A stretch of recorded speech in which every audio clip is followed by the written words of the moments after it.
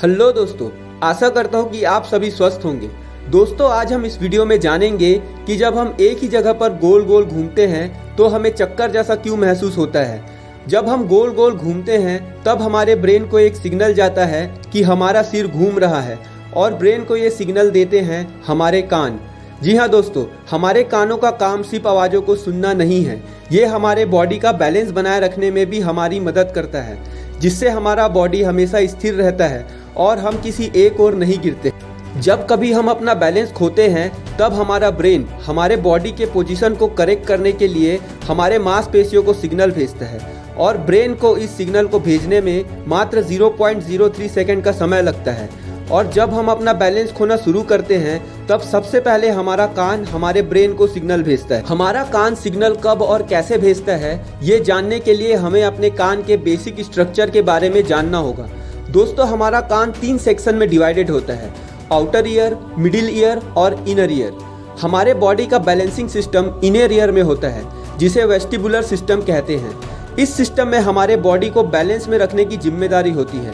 Vestibular system में 3 semi circle loops होते हैं, जिसकी मदद से ये सिस्टम हमारी बॉडी को बैलेंस करता है।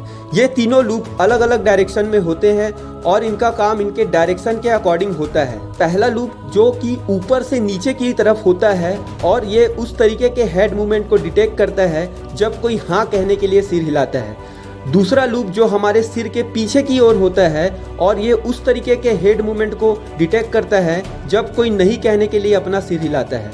और तीसरा लूप दाएं से बाएं की ओर होता है और ये उस तरीके के हेड मूवमेंट को डिटेक्ट करता है जब कोई अपना सिर कंधे की ओर झुकाता है। इन लूप्स के अंदर फ्लूइड होते हैं जो पानी के जैसे ही तरल होते हैं। साथ ही इन लूप्स के अंदर छोटे छोटे बाल भी होते हैं।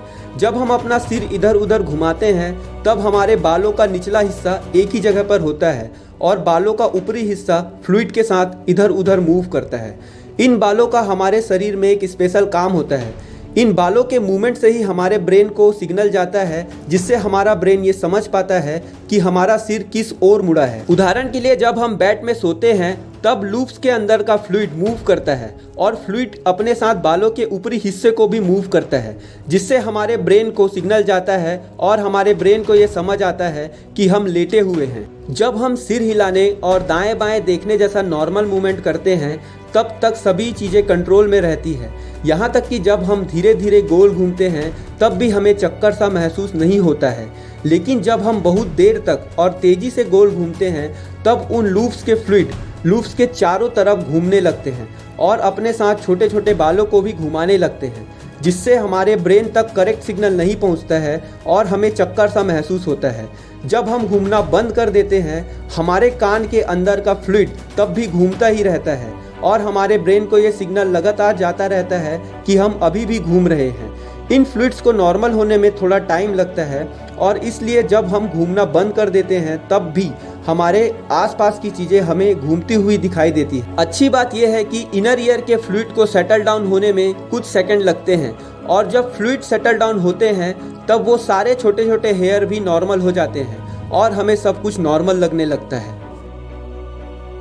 आशा करता हूँ कि ये इन्फॉर्मेशन आपको अच्छा लगा होगा और भी इसी तरह की इन्फॉर्मेशन के लिए हमारे चैनल से जुड़े रहिए। Thank you.